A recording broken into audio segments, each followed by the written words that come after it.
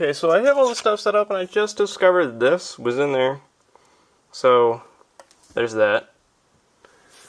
So, for the case, you have an NZXT Source 200, or 220, I know how to read. See, it says NZXT right there. I'm not going to zoom in. I got an AMD A-Series A6 7400K, an MSI Military Class 4 FA58M E35, a Thermaltake TR2 500 watt, nice, 2 PWM fan splitters.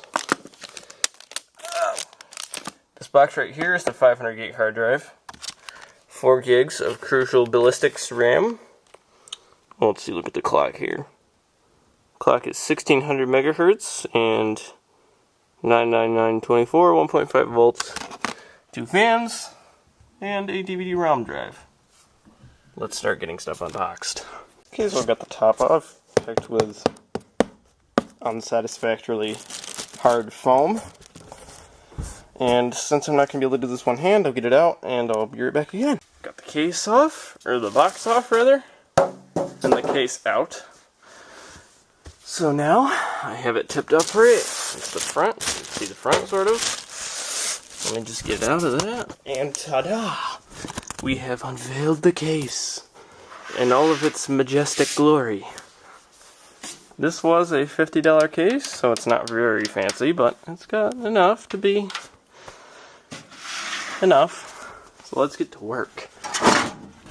Side panel comes off easily, and in this you have some connections and stuff, as well as all the mounting pieces, standoffs and whatnot. If I can get those off. It's the manual. Source 220. Have the NZXT warranty slip thing. Have all the screws and mounting equipment. Nice-ish. There's also zip ties, which is helpful for cable management and whatnot. Comes pre-installed with a fan here and a fan here, so that's nice and helpful. Okay, so now that I've gotten that done, let's move on to our next product, which will be the motherboard. Now, I can open this with one hand, so this is going to be easy. It's got the I/O shield and stuff like that, some SATA cables, which is nice and helpful. The I/O shield can go in right now. Got the I/O shield all snapped in, very nice. Yes, very nice. It's not very color-coded, but that'll happen on the motherboard. So here we have the big boy itself. Let me just fold this up and put it back in the... Put it on the top of the box. Oh, here we go. MSI manual. Whatever this is, quick installation guide is what it is. And drivers. Dandy. Okay, so I'm going to put this right up here. We're going to take it out now. Alright, so, now that we've got the motherboard out in there, I will take this dude out. Oh, there we go. Here she is. Make sure you select your proper AC voltage, because we're not auto-switching. We're still living in 1994. You can see it's TR2 500. Now, in this case, as you can see, it has a slot where it could go downwards, but I'm not going to do that because I think where my customer has them sitting, the fan would face the carpet, which would suffocate it, and that's not good. We need to put in the CPU and RAM. So we'll start with the RAM. It is 4 gigs of DDR3, as if that wasn't said before. Sorry about that, that was an accident. I accidentally pressed the wrong button, and that caused me to stop the video. Let's have that not happen again. So, as we all should know by now, if you're anything that does computers, DDR3 RAM goes straight down into the slot. Nice and quick, he says, as he fumbles with it. And you press firmly down until you hear a click. That varies depending on the motherboard. So now you have your RAM installed. On this particular motherboard, it has an FM2 slot, or socket, whatever. So now we need to open the CPU. The CPU box opens as such. There we go. And look at that! I got $20 off R9 2400 series memory. Fancy that. Here we have our beauty of a stock cooler, right? Probably should have gotten a better cooler. Oh well. Here is the manual detailing all of the sockets.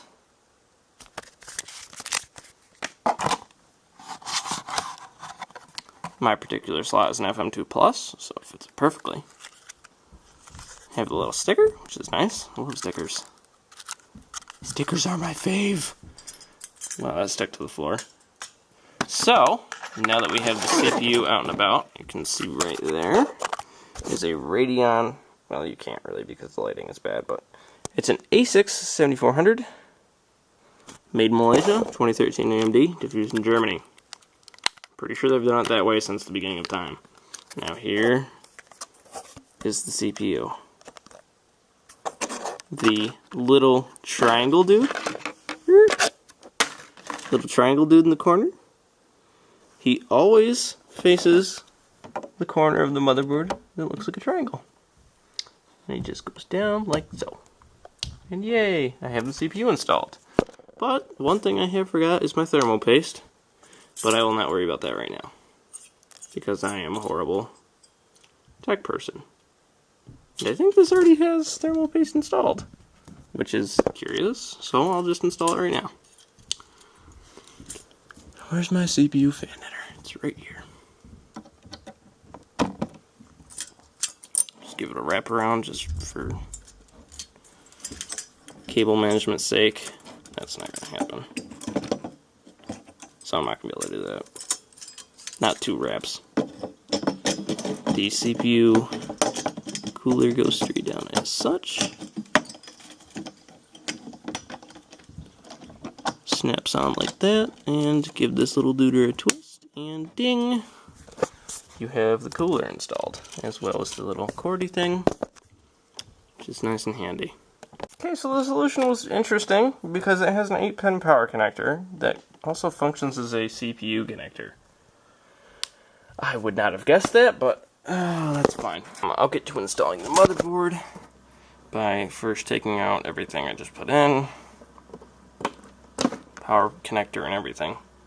Oh, see here? See here? These weren't connected. I just pulled it out and it split apart. So, that's that. I'm stupid. Pull the 20-pin power out there. I think at this point it would be helpful to note that this is a micro ATX system board and not a ATX system board. So after a bit of frustration, I finally got the motherboard in place, so that's great. One more piece to the puzzle, I suppose. Now I'm going to put in the power supply, and I'll be right back after it's done. Okay, so I've got the power supply in place, and it's nice and secure. Fan up, as I said, it's got plenty of room for it. It doesn't have any air circulation problems either. It's going to have a fan here going in. These 2 fans will be going out, and then this one will be going in. I may switch one of these 2 fans around because there will be 3 fans out if I leave it that way. I'd rather not have negative air pressure. So, I will manage these cables, just not at the moment because I'm lazy. So, moving on, I will start to get the hard drive and stuff in. Okay, so I've got most everything plugged in, including the hard drive, the CD drive. All the cabling is sort of managed. I can do better though. So, the first power on will ensue as soon as I get the power cord plugged in. Okay. Primary power in 3, 2, 1. Primary power would appear to be on. Power. Oh, there's something in the top fan. Okay, another power on test.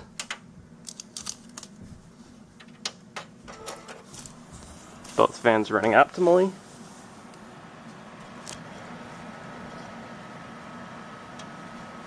Got a nice amount of airflow. CPU and memory changed. It's not going to do anything beyond there because I don't have the keyboard plugged in, and I needed to go do some stuff before then. So I will be right back, and we'll get this stuff all set up. Okay, so I've got my Windows install disk and other required items, so I'm going to get this show on the road. And we're going to install Windows. Okay, so Windows is installed, and it's now preparing the desktop. None of the fans have kicked up, not even the CPU fan, which is surprising because the CPU is very... No, the CPU cooler is very small. Let's pop the CD in.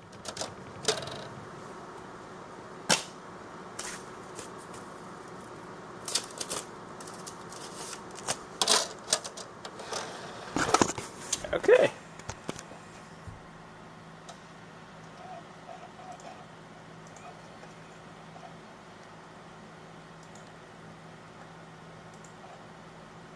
I didn't know this, but apparently MSI stands for MicroStar International.